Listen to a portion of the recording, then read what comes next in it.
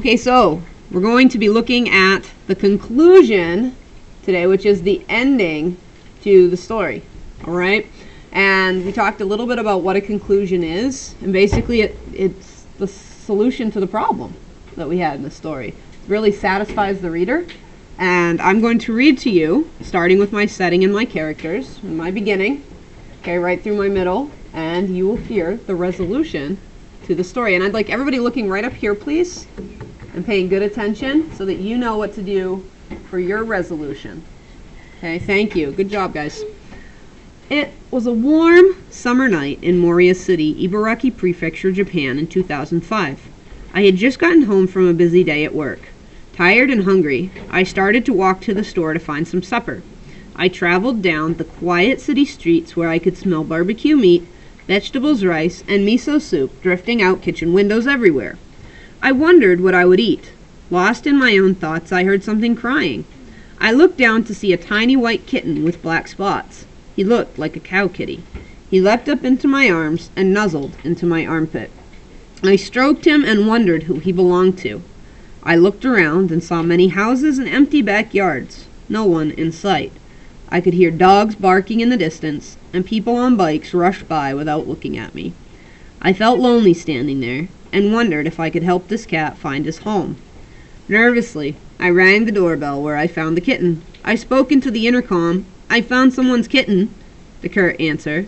"It's not mine," left me sad and wondering what I should do next. I did what anyone with a big heart would do. I snuggled the kitten closer to me as I turned around and walked back toward my apartment. Sinking deeper in thought, I wondered what I would do with this new little life that now depended on me to keep him safe and warm. I brought him inside and gave him a warm blue blanket to rest in, while I went back out to the store to get food. Walking through the aisles, I wondered what a little kitten liked to eat. I got him some tuna fish and milk. I also picked up some noodles and snacks for myself. When I got back to my apartment, my new kitten was waiting for me eagerly. His raised tail and his high-pitched cry I would soon learn meant he was hungry. I fed him right away. After we had both eaten, we relaxed and snuggled into my bed for the night. He nestled into the warm blue blanket, and that would become his baby blanket. The next morning, I knew I had to begin a search for this little kitten's family. I asked everyone at my work. I asked around my neighborhood. I asked everyone I could find. No one seemed to know of a missing kitten, and no one seemed to want a kitten. My heart broke each time I heard, "He's probably a throwaway." I was devastated that someone could throw away a kitten. Meanwhile, I was still taking care of him every day. I left him outside each morning when I went to work, since I was not supposed to keep pets in my apartment. I named him Hikaru, meaning light.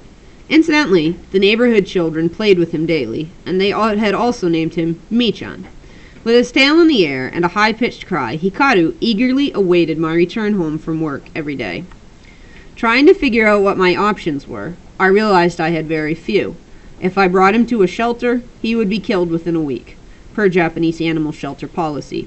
If I brought him to an animal exchange at the park, I would have to bring him in a laundry net and then hope for the best. I could not imagine putting a tiny kitten in a net. My only other option, since I could not find him a home, was to keep him as my own pet. Okay, and now for the conclusion of the Cow Kitty saga. What's a saga? A saga is an ongoing story, basically, that kind of dramatic. Okay, because this really is dramatic. This is like life and death for this kitty here, if I don't figure out how to help him. All right, so let's do the conclusion, and then I'll let you ask questions, okay? Here we go. Right from here is the conclusion. Keep him as my own pet? I could not believe I was doing that. I had no intention of getting a pet when I was in Japan, and I felt anxious thinking about how I would take care of him, especially since I had planned to return to the United States soon. But what else could I do? I really didn't see any other good choices, so I decided to keep him. And that's my basic resolution, okay? I decided to keep him. Actually, I made preparations, and here's more specifically what I did. I made preparations for him to go live in the United States with my family. I took him to the vet. I bought him a crate. I paid about $1,000 for an airplane ticket, and I took the day off from work and brought him to the airport. I made sure he had plenty of food and water for the long trip. My sister picked him up in New Jersey, where he safely arrived almost 24 hours later. Although he did not like the long flight, Hikaru now lives happily with my family and me in Maine.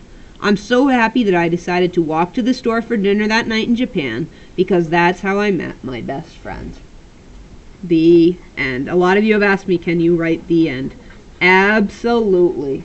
Because that would be the end of your story.